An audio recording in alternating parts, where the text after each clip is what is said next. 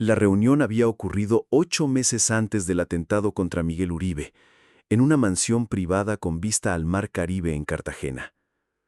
Alrededor de la mesa, 3 expresidentes, 5 empresarios, 4 capos de carteles y 2 generales retirados.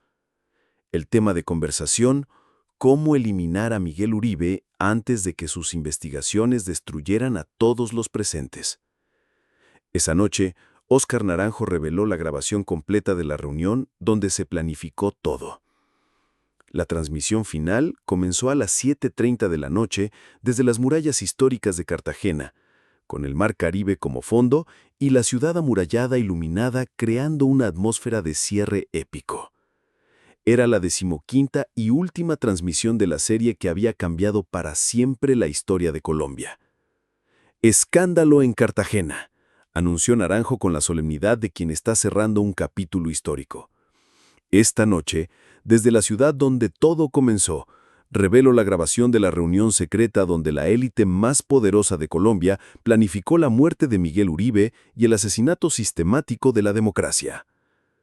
La cámara mostraba la mansión iluminada al fondo mientras Naranjo sostenía una grabadora digital y el expediente final marcado: Reunión Cartagena, conspiración élite, ultra secreto. Durante 14 transmisiones, continuó con voz reflexiva, hemos expuesto cada tentáculo de la red criminal que intentó asesinar a Miguel Uribe. Esta noche revelo la cabeza de la serpiente, la reunión donde todo fue planificado por quienes realmente controlan el poder en Colombia. La audiencia comprendió inmediatamente que estaban a punto de presenciar la revelación final, que cerraría para siempre el círculo de la conspiración más grande en la historia del país. Naranjo se dirigió hacia un atril donde había colocado fotografías de los 14 participantes de la reunión secreta. Cada imagen representaba décadas de poder, respetabilidad pública y criminalidad oculta. La reunión del 15 de julio de 2023, reveló, congregó a las 14 personas más poderosas del país. No políticos de segunda línea o empresarios menores, la verdadera élite que controla Colombia desde las sombras. Señaló las primeras 3 fotografías. Expresidente Alfonso Ramírez, mandatario entre 2010-2014. Expresidente Carlos Mendoza, periodo 2014-2018. Expresidente Roberto Vázquez, gobierno 2006-2010. 3 décadas de poder presidencial representadas en una sola mesa criminal. Los 5 empresarios, continuó, controlaban sectores completos de la economía: banca, telecomunicaciones, energía, construcción, agroindustria. Entre los 5, facturación anual combinada de $45.000 millones. Los 4 capos, agregó, eran los líderes de los carteles más poderosos, incluyendo a Carlos, el patrón del Pacífico Mendoza, antes de su captura. Y los 2 generales retirados, concluyó, habían comandado las Fuerzas Armadas durante los periodos más críticos de los últimos 20 años. ¿Puedes imaginar el nivel de poder concentrado cuando 3 expresidentes, 5 magnates, 4 capos y 2 generales se sientan a planificar un asesinato? Naranjo procedió a describir el escenario donde había ocurrido la reunión, mostrando cómo la élite había utilizado su privilegio para planificar crímenes en total impunidad.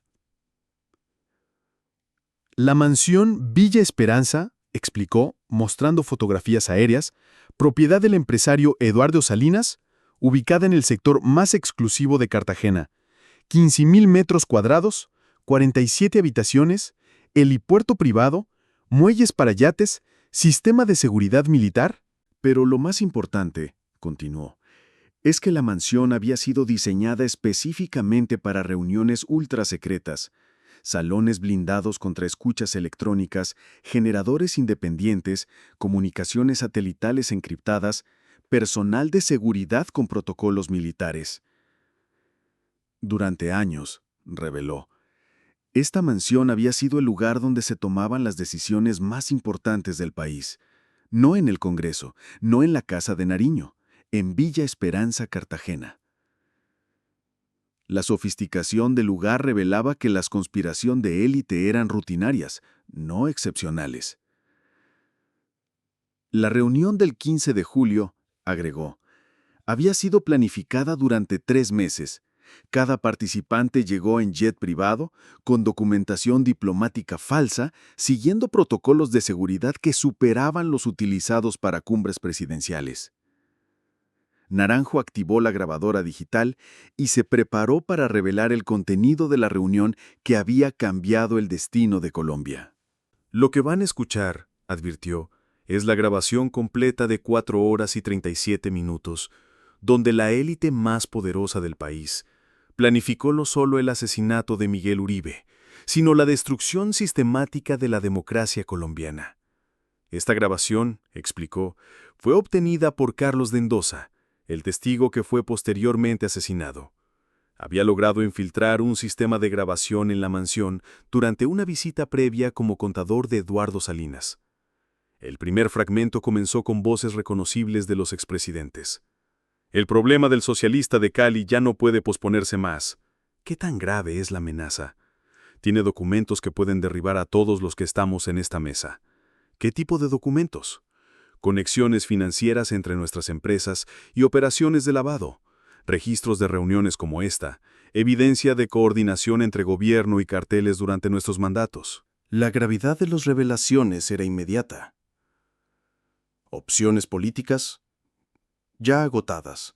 Intentamos desacreditarlo, pero su credibilidad es sólida. Opciones legales imposibles. Tiene respaldo internacional y protección de organismos de derechos humanos. Entonces solo queda la opción final.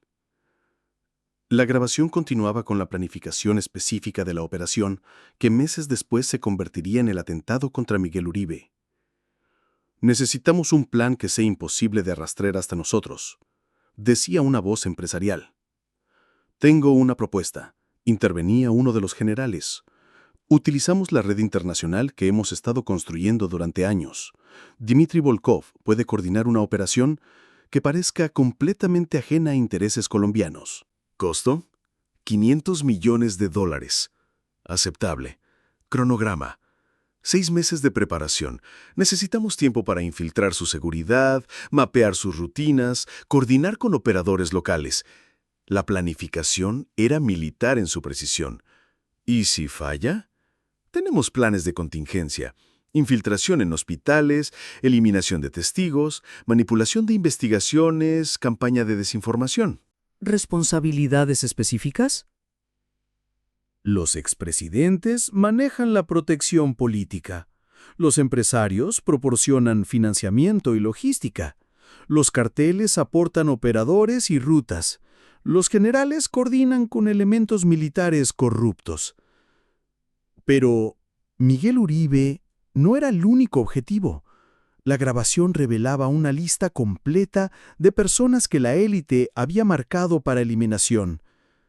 Una vez resuelto el problema del socialista, continuaba la conversación, necesitamos proceder con la lista completa.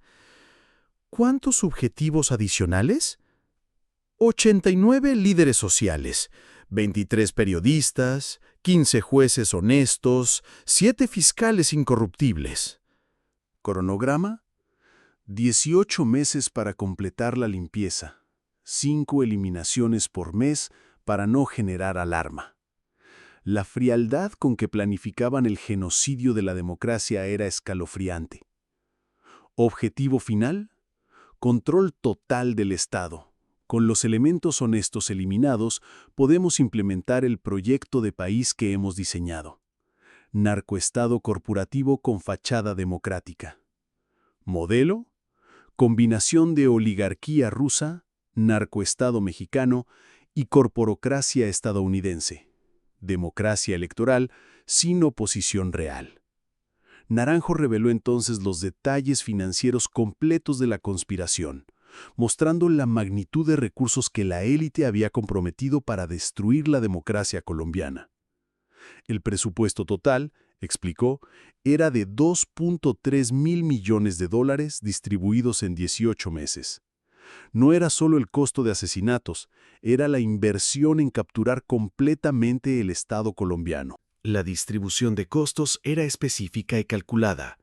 Eliminaciones: $500 millones para 134 asesinatos planificados. Corrupción institucional: 800 millones para comprar funcionarios, jueces, militares, policías. Campaña mediática: 300 millones para controlar narrativa, financiar medios, comprar influencers. Operaciones internacionales: 400 millones para coordinación con redes criminales globales. Contingencias: 300 millones para operaciones de emergencia y protección de participantes. La financiación, reveló, provenía de fondos empresariales legítimos blanqueados como inversiones, ganancias de narcotráfico lavadas a través de empresas fantasma, presupuestos públicos desviados durante los gobiernos de los expresidentes participantes. La grabación también revelaba cómo la élite había planificado distribuirse el poder una vez completada la limpieza democrática. Una vez eliminada la oposición, se escuchaba en la grabación: necesitamos un acuerdo claro sobre responsabilidades. Expresidentes, rotación en cargos diplomáticos y organismos internacionales. Empresarios, control de sectores económicos específicos sin competencia. Carteles, legalización gradual de operaciones bajo control estatal. Generales, comando de fuerzas de seguridad con autonomía total. Era la planificación de una dictadura disfrazada de democracia. Duración del proyecto: mínimo 20 años. Una generación completa para consolidar el modelo e irradiarlo a países vecinos. Países objetivo adicionales: Venezuela, Ecuador, Perú, Bolivia. Colombia sería el piloto para exportar el modelo. Pero había un elemento en la grabación que Naranjo había guardado para el final: la identidad del participante que había estado informando secretamente a las autoridades sobre las actividades de la élite. Durante los 4 años que duró esta conspiración, reveló, uno de los participantes estuvo informando secretamente a organismos de inteligencia internacional sobre las actividades del grupo.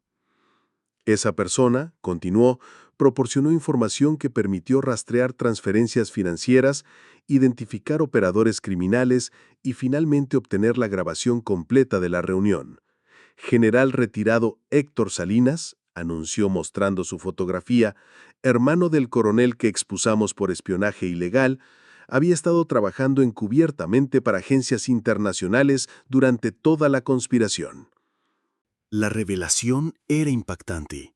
Uno de los conspiradores había sido un agente doble. El general Salinas, explicó, había sido reclutado por agencias estadounidenses después de que detectaran irregularidades en transferencias internacionales vinculadas al grupo. Durante 4 años, documentó meticulosamente todas las actividades criminales mientras mantenía su cobertura. Con toda la evidencia de la conspiración élite expuesta, Naranjo anunció la operación final para procesar a todos los responsables. En este momento, declaró, se está ejecutando la Operación Cartagena, el operativo más grande contra corrupción de élite en la historia de América Latina. Están siendo arrestados simultáneamente, anunció, los 3 expresidentes en sus residencias privadas, los 5 empresarios en sus oficinas corporativas, los 2 carteles restantes en operativos coordinados y el general corrupto en su finca de retiro. También, continuó, están siendo intervenidas 67 empresas controladas por los conspiradores, congeladas cuentas por $4.7 millones y allanadas 89 propiedades utilizadas para reuniones secretas. Total, 156 arrestos en la operación más grande contra una conspiración de élite jamás ejecutada. Naranjo se dirigió por última vez hacia la Cámara para cerrar definitivamente la investigación que había cambiado Colombia. Hace exactamente 8 meses y 15 días, comenzó con voz reflexiva, Miguel Uribe recibió un disparo que casi termina con su vida. Esa bala inició la investigación más importante en la historia de Colombia. Durante 15 transmisiones, hemos expuesto redes criminales internacionales, funcionarios judiciales corruptos, fiscales infiltrados, empresarios asesinos, carteles unificados, testigos eliminados, políticos traidores, paramilitares resucitados, sistemas de lavado globales, laboratorios de desinformación, militares espías, abogados heroicos y, finalmente, la élite conspiradora que planificó todo. Pero más importante, agregó, hemos demostrado que cuando un país decide defender la verdad con determinación total, ninguna conspiración, por poderosa que sea, puede sobrevivir. Naranjo cerró la serie completa con una promesa dirigida a las futuras generaciones de colombianos. A los ciudadanos de hoy y del futuro, declaró solemnemente, les prometemos que lo que hemos expuesto nunca será olvidado. Hemos documentado meticulosamente cómo funciona el poder criminal, cómo se infiltra en las instituciones, cómo amenaza la democracia. Esta evidencia, continuó, será preservada para que las futuras generaciones puedan reconocer las señales de alarma y actuar antes de que conspiraciones similares amenacen nuevamente la democracia. Miguel Uribe sobrevivió, enfatizó, no solo para exponer a sus atacantes, sino para salvar la democracia misma. Su supervivencia catalizó la investigación que expuso la amenaza más grande que Colombia había enfrentado sin saberlo. Mostró una imagen final. Miguel Uribe, completamente recuperado, rodeado de su familia, recibiendo el reconocimiento del Congreso como ciudadano honorario por su contribución involuntaria a la salvación de la democracia. Miguel me escribió esta mañana, reveló Naranjo por última vez. Dice, cuando recibí ese disparo en Cali, pensé que mi historia había terminado. Resulta que mi historia apenas comenzaba. La historia de cómo la supervivencia de un hombre puede salvar la democracia de un país entero. La transmisión final terminó con una vista panorámica de Cartagena, mientras aparecían en pantalla las estadísticas completas de toda la investigación. 15 transmisiones y 347 arrestos totales, 23 instituciones limpiadas, 156 vidas salvadas, 4.7 millones de dólares recuperados, una democracia salvada. En las horas siguientes, el arresto de 3 expresidentes sería noticia mundial. Pero más importante aún, sería recordado como el momento en que Colombia demostró que ninguna élite corrupta, por poderosa que sea, puede destruir una democracia cuando los ciudadanos deciden defenderla. La investigación había terminado. El círculo estaba completo. La conspiración más grande en la historia de Colombia había sido expuesta y destruida. Miguel Uribe había sobrevivido para ver no solo la justicia, sino la transformación completa del país que casi lo mata por buscar la verdad. La verdad había triunfado. La democracia había sobrevivido. Colombia estaba a salvo. Y todo había comenzado con la supervivencia milagrosa de un hombre que se atrevió a investigar demasiado profundo y vivió para contarlo.